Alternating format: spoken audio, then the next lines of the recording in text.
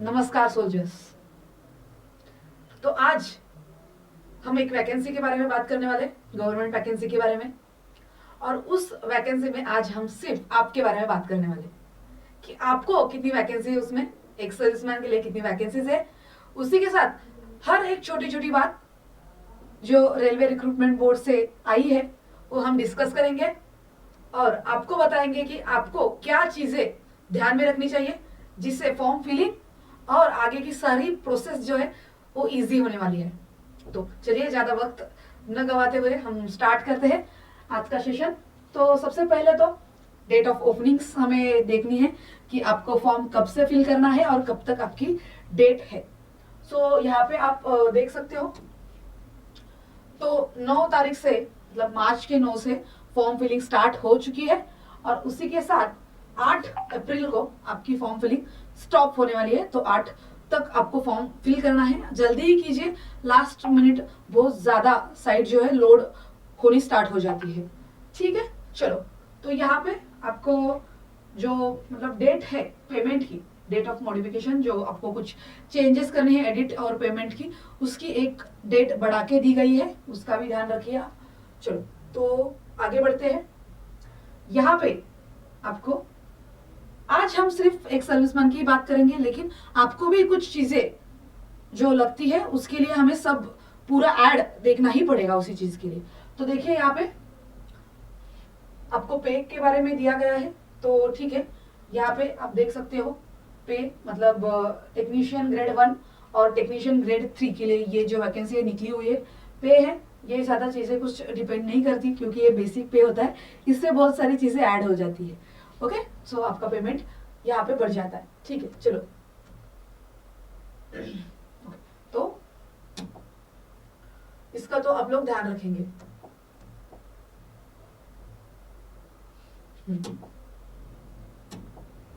Okay, चलो आगे। तो ये कुछ इंपॉर्टेंट इंस्ट्रक्शंस हैं।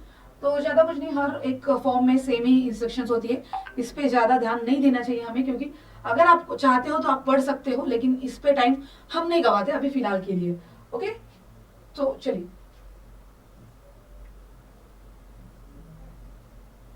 फिटनेस देखिए, आप खुद सर्विसमैन हो, आपकी फिटनेस बहुत अच्छी होगी, यही मान के हम चलते हैं।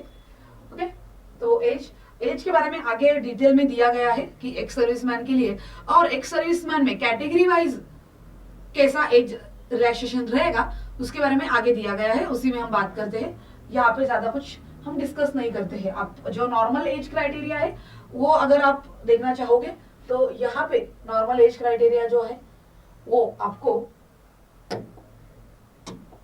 ओके इथे आपण बघू शकता, म्हणजे आप देख सकते हो 1833 ये एज क्राइटेरिया है, लेकिन इस पे आपको प्लस में एज मिल जाएगा क्योंकि आप एक सर्विसमैन हो। ठीक है, चलो तो आगे बढ़ते हैं। सबसे इंपॉर्टेंट चीज जो ज्यादातर लोग नोटिफिकेशन का मतलब जानकारी जो भी देते हैं तभी वो डिस्कस नहीं करते हैं, यहाँ पे आपको एक थोड़ा सा पॉइंट ध्यान देना है। और वो पॉइंट आप देख सकते हो कि नेगेटिव मार्किंग, यहाँ पे आप देख सकते हो आपको 1/3 नेगेटिव मार्किंग है। एवरी क्वेश्चन के लिए आपको 1/3, देखिए 1/3 बहुत ज्यादा होता है, 1/3 नेगेटिव मार्किंग है, ये चीज आप ध्यान रखिए। और नेगेटिव मार्किंग से बचने के लिए आपको बहुत ज्यादा एक्यूरेसी मेंटेन करनी पड़ती है, तो इसके लिए आपको थोड़ा बहुत पढ़ना भी पड़ेगा। ऐसा नहीं कि एक सर्विसमैन है तो मेरिट कम लगेगी, ऐसा सोच के नहीं चलेगा। आपको इसके लिए प्रॉपर स्टडी प्लान करना ही पड़ेगा, इसके अलावा कोई ऑप्शन नहीं है आपके पास। ओके, तो सीबीटी होगा, इसके बारे में भी हम आगे बात करेंगे क्योंकि वो भी डिटेल में दिया हुआ है कि आपकी एग्जाम कैसी रहेगी, क्या स्टेप्स रहेंगे, डॉक्यूमेंटेशन का क्या रहेगा, वो सब आगे दिया हुआ है। ओके, चलो ठीक है, चलो। यहाँ पे बैंड आइटम्स दिया है, आप ये चीजें नहीं ले सकते, ले जा सकते एग्जाम सेंटर में। सो ये चीजें आप पढ़ लीजिएगा, बैंगल, चेन्स, ब्रेसलेट्स, इयरिंग्स, ये कुछ छोटी मोटी चीजें, फोन्स वगैरह सब कुछ। सो ये चीजें आप देख रहे हो। जनरल इंस्ट्रक्शंस है, कुछ ज्यादा इंपॉर्टेंट कुछ है नहीं उसमें। देखिए पोस्टिंग जो होगी तो आपकी वो ऑल ओवर इंडिया होगी, उसके बारे में भी यहाँ पे दिया गया है। कौन सी पोस्टिंग है वो भी फॉर्म में नीचे दिया गया है, जीआर में नीचे है, तो अगर आप देखना चाहोगे तो वो देख सकते हो। वैसे भी आपको आप ये जो चीज है पोस्टिंग की, इससे आप यूज्ड हो, आपको ज्यादा मैटर नहीं करेंगी ये चीजें मेरे हिसाब से। और फैसिलिटीज तो इससे भी आप बहुत अच्छे से वाकिफ हो। ऑलरेडी आप अगर एक सर्विसमैन हो तो फैसिलिटीज का जो भी एक्सपीरियंस है ऑलरेडी आपने लिया हुआ है। ओके, तो उसके बारे में भी ज्यादा बात नहीं करते हैं। कुछ एडवाइजेस दिया है, अवॉइड लास्ट मिनट रश। तो ऑनलाइन फॉर्म फिल करने के लिए लास्ट मिनट रश जो है वो प्लीज अवॉइड करिएगा। ओके, कुछ प्रॉब्लम होता है, कुछ क्वेरी है आपकी, तो इस नंबर पे आप कॉल कर सकते हो प्लीज। हर एड में ऐसा नंबर नहीं दिया होता है, सो अगर यहाँ पे दिया है तो बहुत अच्छी चीज है, सो आप इस नंबर पे कॉल कर सकते हो। चलो, सो वैकेंसीज के वगैरह बारे में आप फॉर्म में ही देख सकते हो, उन्होंने ऐसे दिया है। फिटनेस के बारे में भी चीजें यहाँ पे मेंशन की है। ओके, सो फिजिकल फिटनेस, तो जो भी फिटनेस होगी इस पे मुझे लगता है कि आप फिट हो जाओगे, ज्यादा कुछ ऐसे डिफिकल्ट चीजें यहाँ पे नहीं दी है। ओके, ठीक है, आगे देखिए, यहाँ पे आपको डॉक्यूमेंटेशन दिए है, कौन से डॉक्यूमेंट्स आपको लगेंगे। सो देखिए, और नेशनलिटी कैंडिडेट अप्लाई, मतलब इंडिया के अप्लाई कर सकते हैं, नेपाल भूटान ये भी कैंडिडेट अप्लाई कर सकते हैं, चीजें ये भी ध्यान रखिए, बस आप ही नहीं हो रेस में। ओके, सो आगे यहाँ पे एज दिया है जो आइडियल एज है, लेकिन आगे अगर आप देखोगे तो ये चीजें देखिए, ex serviceman with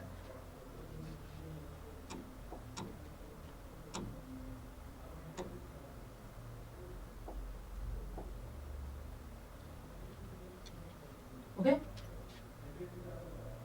ex serviceman with list 6 month continuous service after attendance. Okay, तो यहाँ पे आप देख सकते हो जो अनरिजर्व्ड है ईडब्ल्यूएस है उनको 3 इयर्स प्लस का एज रिलैक्सेशन मिलेगा। उसके बाद ओबीएस जो एनसीएल में आते हैं, नॉन क्रिमिनल कैटेगरीज में आते हैं, उनको 6 ईयर का मिलेगा। और एक्स सर्विसमैन एससी एसटी उनको 8 इयर्स का रिलैक्सेशन मिलेगा। और उसके बाद कोविड का जो रिलैक्सेशन है वो भी अप्लाई हो सकता है।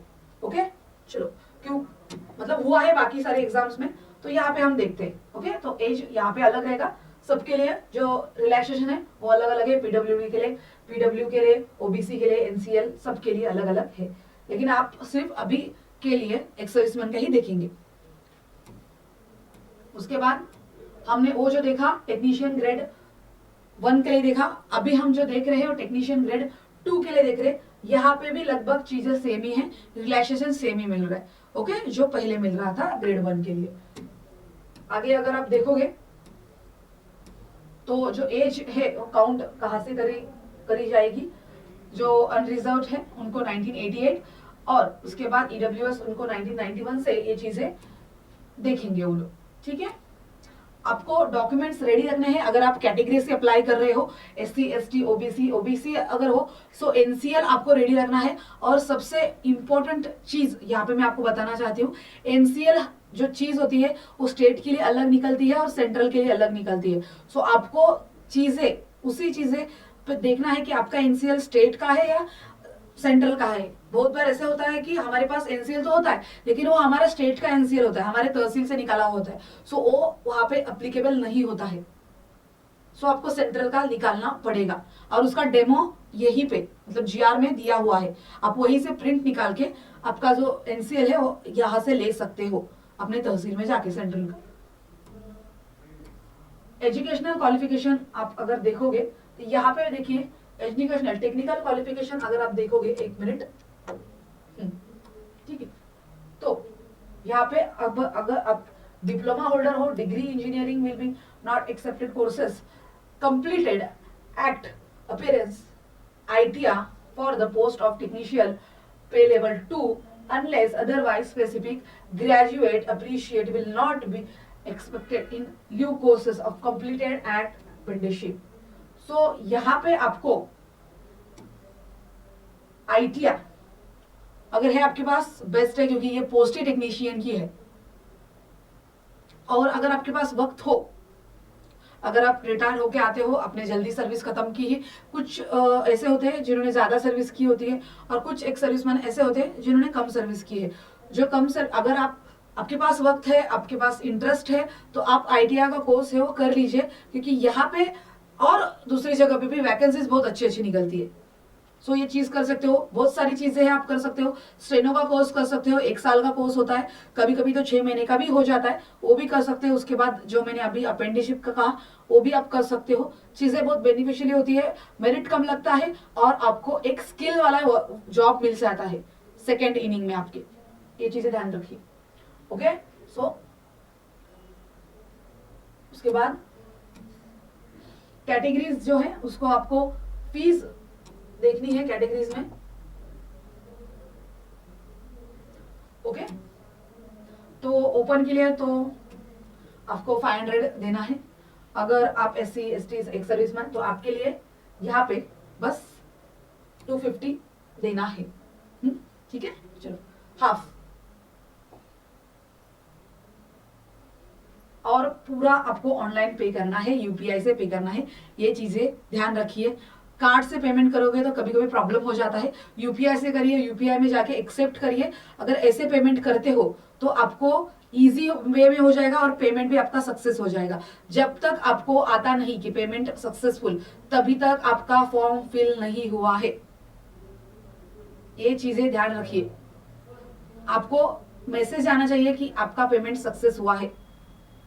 जब भी आप फॉर्म फिल करते हो तो आपको एक PDF मिलता है, वो PDF में सबसे ऊपर वाली लाइन होती है कि आपका फॉर्म सक्सेस हुआ है। तो सक्सेस तभी होता है जब आपका पेमेंट हो गया हो। तो ये चीजें ध्यान रखिए। कुछ प्रॉब्लम आता है, जो नंबर दिया है उस पर कॉल कीजिएगा, चीजें सॉल्व हो जाती है। ओके, चलो। ओके, रिफंड वगैरह का भी दिया है, आपका बैंक नेम वगैरह सब कुछ यहाँ पे आपको रिफंड भी हो जाता है, कुछ प्रॉब्लम हो जाता है तो। ठीक है, वर्टिकल रिजर्वेशन है, ज्यादा कुछ इंपॉर्टेंट नहीं है। यहाँ पे आप देखोगे तो जो भी रिजर्वेशन आप चाहते हो, तो आपको आपके सर्टिफिकेट्स ओरिजिनल, डॉक्यूमेंटेशन वेरिफिकेशन के वक्त ओरिजिनल, यहाँ पे अगर आप देखते हो, यहाँ पे उन्होंने स्ट्रिक्टली लिखा है कि अगर रिजर्वेशन का आप फायदा लेना चाहते हो, EWS हो, SC हो, ST हो, OBC NCL हो, तो आपको नेसेसरी है कि सर्टिफिकेट्स ओरिजिनल लेके आने हैं डॉक्यूमेंटेशन वेरिफिकेशन के वक्त। ये चीजें बहुत इंपॉर्टेंट होती है। ओके, तो आगे आप देखोगे ये सब रिजर्वेशन की ही बातें हैं। EWS का रिजर्वेशन हो हॉरिजॉन्टल, अभी आपका ये रिजर्वेशन है एक सर्विसमैन का, तो यहाँ पे आपका रिजर्वेशन है। ज्यादा कुछ यहाँ पे दिया गया नहीं है, बस आपकी सर्विस, आप कौन से भी एक डिफेंस से हो, कौन से भी सर्विस में हो, कोई प्रॉब्लम नहीं है यहाँ पे। ओके, यही दिया गया है यहाँ पे। ओके, डिसेबिलिटी वाला PW। ओके, प्रोसेस देखिए, ये चीजें हमें ध्यान रखनी है।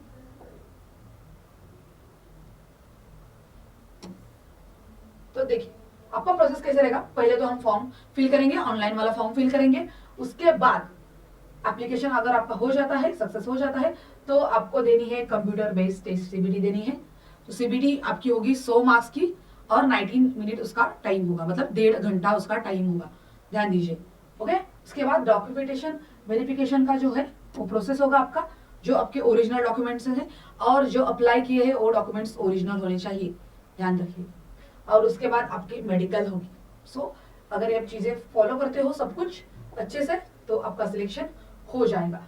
और जो भी आपको वेन्यू होगा एलिजिबल कैंडिडेट को SMS के थ्रू या ईमेल के थ्रू, सो आपकी एग्जाम हो जाती है कंप्यूटर बेस्ड टेस्ट, तो आपको ध्यान देना है आपके SMS और आपके मेल पे, जो मेल आपने फॉर्म भरते वक्त दिया है।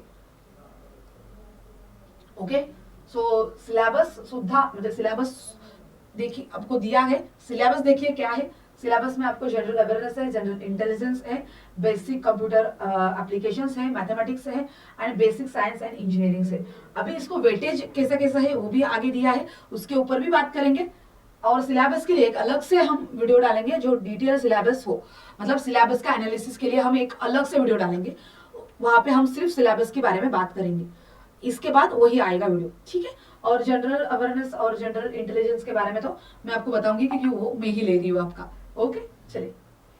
तो यहाँ पे अगर आप देखोगे क्वेश्चन के लिए क्या वेटेज है, तो ये यहाँ पे दिया गया है। इसके बारे में भी हम एक अलग वीडियो में अच्छे से डिटेल में बात करेंगे क्योंकि ये चीजें बहुत ज्यादा इंपॉर्टेंट होती है मेरे नजरिए में। ओके, चलो। तो पैटर्न यहाँ पे आप देखोगे तो 90 मिनट्स आपको मिलने वाले हैं और टोटल 100 क्वेश्चंस होने वाले हैं। और जो की पॉइंट है वो मतलब यहाँ पे आप देख सकते हो, आपको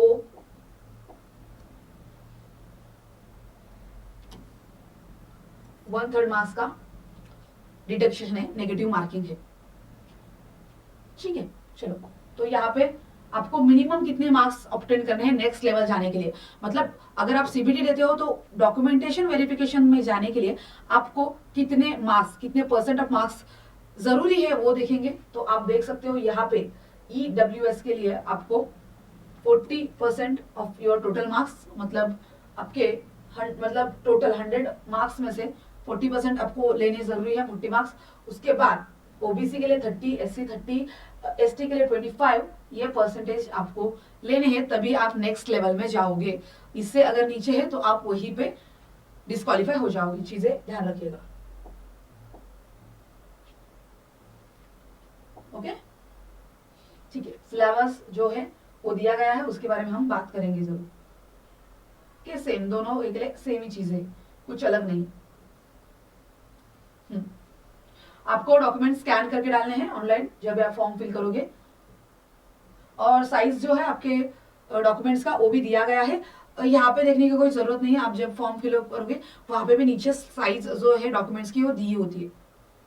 ओके, जो भी आपके वेबसाइट है वहां पे आप देख सकते हो कौन से वर्टिकल के लिए आप कंफर्टेबल हो, और वर्टिकल के लिए जो भी वैकेंसीज है वो भी दी गई है इसी में। जनरल गाइडलाइंस है, ओके। तो कुछ आपको मॉडिफाई करना है। ई कॉल लेटर, सो आपको सीबीटी का कॉल लेटर आएगा, ई कॉल लेटर मतलब SMS या आपके मेल पे। ओके, चलो। तो ये कुछ चीजें हैं, ज्यादा इसमें कुछ इंपॉर्टेंट नहीं है। सो आप देख सकते हो स्टेजेस जो है, स्टेजेस में कंप्यूटर बेस्ड टेस्ट है, डॉक्यूमेंटेशन वेरिफिकेशन है और मेडिकल होगा आपका। ओके, रिजर्वेशन देखिए, आप रिजर्वेशन देख सकते हो। उसके बाद आपको डिसेबिलिटीज जो है उसका भी जो बेंचमार्क है उसकी क्या रिक्वायरमेंट रहेगी वो भी दी है। रेलवे जोन्स आप देख सकते हो यहाँ पे। उसके बाद जनरल कुछ चीजें हैं, इंस्ट्रक्शंस है, तो ये सिर्फ चीजें अगर आप खुद देख सकते हो तो बढ़िया। ओके, तो यहाँ पे तो बस आपको वैकेंसीज दी गई है, कहाँ कितनी कितनी वैकेंसीज है, तो ये तो चीजें आपको खुद देखनी पड़ेगी। हर वर्टिकल की वैकेंसीज में आपको ढूंढ ढूंढ के नहीं बता सकती हूँ। आपकी कैटेगरी और आपका प्रेफरेंस देख के आप आपका फॉर्म फिल कर सकते हो। अगर आपको इसके बारे में और कुछ जानना हो तो कमेंट्स में जरूर लिखिएगा, उसका जो सोल्यूशन है। मुझे लगता है कि आपका क्वेश्चन वर्थ इट है तो हम उसके बारे में डिस्कस जरूर करेंगे। और जैसे कि मैंने कहा कि सिलेबस के बारे में हम अगले वीडियो में अच्छे से पूरे डिटेल में बात करेंगे, ठीक है। Thank you so much everyone.